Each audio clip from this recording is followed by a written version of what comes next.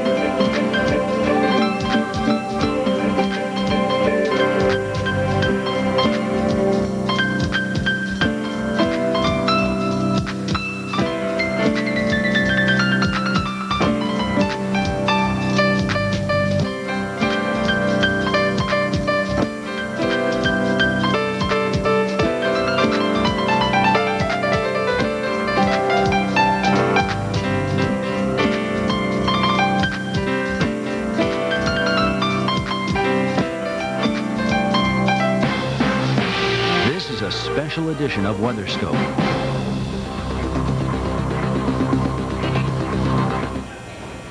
You're looking at a live picture from Virginia Beach, Virginia, where high tide takes place in about an hour from now. Waves are funneling in and crashing along the shore as a powerful nor'easter continues to impact the area. Good afternoon and welcome to the Weather Channel during our continuous coverage of this nor'easter, which is still threatening the East Coast with coastal flooding. The good news is it seems the rains are beginning to taper off, but the winds are still strong. Let's take a look at this nor'easter and find out where it is and where it's going. It's right there. There's the low traveling toward the east-northeast, and as it does so, as it moves slowly, the counterclockwise flow continuing to batter the northeastern facing shore of the East Coast. We'll be elaborating upon that in a moment with meteorologist Jamie Simpson.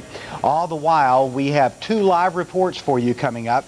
Lori Geary is standing by in Seabright, New Jersey, and our own Mike Seidel is in Virginia Beach, Virginia.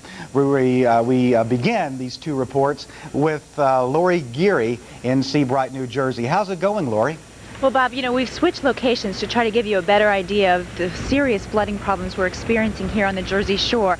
Take a look down the road. At the end of this road is the Shrewsbury River. It's the raging Shrewsbury River at this point. It's already spilling out onto the streets and causing some serious flooding problems. Now, keep in mind, we're still 2 hours away from high tide, and this is what all of the side streets off of Ocean Avenue look like here in Seabright. It's some pretty serious problems that we're experiencing, especially down the road. As far as the rains are concerned, the rains are coming in pretty steady, but the winds have died down from we were up to about 50 miles per hour today, down now to about 30 miles per hour. Conditions are improving ever so slightly, but the worst is yet to come in terms of the flooding. Emergency response crews are really keeping a close eye on these water situations. We'll update you as time allows us to, and we're going to go right now to Mike Seidel, who's in Virginia Beach, braving out the storm up there. How's it looking, Mike? And Lori, here in Virginia Beach, we're dealing with still some very strong north winds, unlike the northeast winds we dealt with last night and earlier today, which caused a lot of problems in the Chicks Beach area, also down in Sandbridge, where the structures continue to be battered by waves. Here on the ocean front, we had the water up to the crest of this boardwalk, right up to the wall, and then the waves crashed over, and the water came up along the boardwalk and bike path. Now, high tide is about an hour and a half away.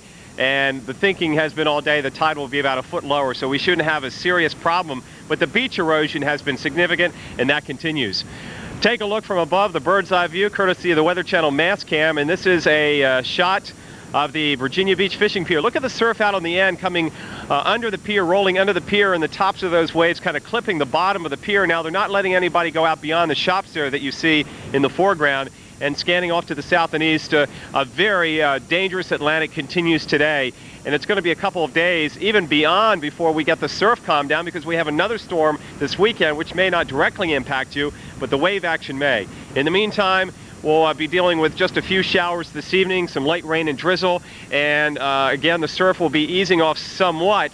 But until we get through this next high tide, we're concerned with more risk of more structural damage, especially over at the Chicks Beach area in Virginia Beach. That is along the north-facing beach, and that is why we're concerned. North winds hitting a north-facing beach tend to pile that water up. Out here, though, again, the water won't be as high as it was earlier this morning. You can see the surf is still causing problems because as each time it comes in and goes out, it takes sand with it. And the beach erosion has been a major concern for these resort areas all up and down the Mid-Atlantic, and they'll have to assess the damage once the water backs off later tonight and tomorrow.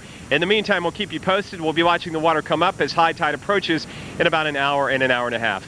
Back to you, Bob. Thanks, Mike. Those waters indeed looking quite rough out there. We'll be checking back with you.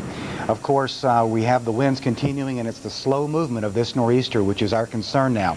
Joining us, Jamie Simpson, a meteorologist here at the Weather Channel. Welcome aboard. Of course, welcome. You've been here 2 times already, but good afternoon to you. What do you make of this thing now? Well, we're starting to see some changing conditions down in Virginia Beach as the storm slowly moves away. We are not seeing any more rain in the Virginia Beach area, so flooding from the rivers as they head towards the ocean are not a problem. As high tide comes another hour and a half or so, they may see some problems with the water coming up over some of the seawalls. But up in New Jersey, as we saw, still some very major problems because there's still raining there. Yeah. The rivers are still rising as the rainfall runs off into the rivers. High tide coming in there, meeting the rivers as it heads to the ocean. They could see some serious flooding problems in especially northern New Jersey. So residents, if you've got a home or some sort of house, vacation house, not good news. Let's check out the current map here, Jamie. Could you, of course, the isobars just jump out at you. They sure do, especially how tightly packed they are in this area. And when the isobars are tightly packed together, we associate that with some pretty strong winds.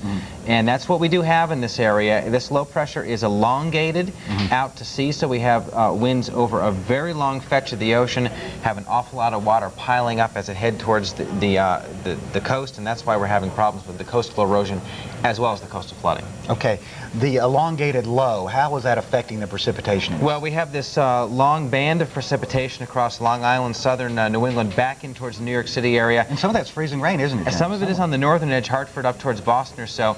But we're going to see probably another 4 to 6 hours of rain in New Jersey, New York City area, which is going to complicate matters as we saw in Seabright.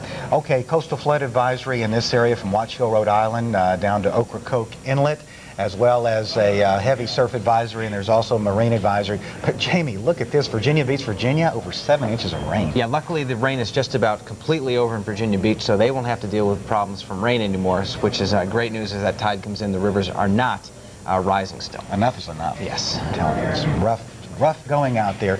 Thanks a lot, Jamie Simpson, meteorologist here at the Weather Channel. And you know, there's a storm brewing out in the west. What's going on with that? Let's check out that information as we go to the studio. Thank you. Bob Stokes in the Forecast Center along with meteorologist Jamie Simpson, along with keeping in contact with those live crews. We are going to come back with Bob at the top of the hour. To the west, we look at a situation that is not pleasant either. We have 3 low pressure areas causing some big precipitation. The California area, as you know, is currently experiencing some very heavy rain, strong wind here also. But this is not the heaviest part of the rain yet to come. We have another system that will feed along the frontal boundary and impact much of the southern area. I'll tell you a little bit more about that in the forecast, but tonight it does look like the heavy rain showers will continue to come in for California, but shifting the focus a little bit further to the south, away from the San Francisco area. We also have this low. Let me show you this on the satellite imagery. You'll notice that kind of a wimp in comparison with the other systems going on today, but Portland, Oregon getting rain showers from this, as well as Seattle. Also, let me point out an area area of low pressure that will push down towards the Gulf overnight tonight. But this area of precipitation and this low pressure area across Texas and Oklahoma is associated with some snow. So look out for some light snow this afternoon towards the Dallas-Fort Worth area. Well, along with that heavy rain across the San Francisco area, we're looking at also some very strong winds, and gale warnings have been posted all the way from Cape Shoalwater down to the Santa Barbara area of California.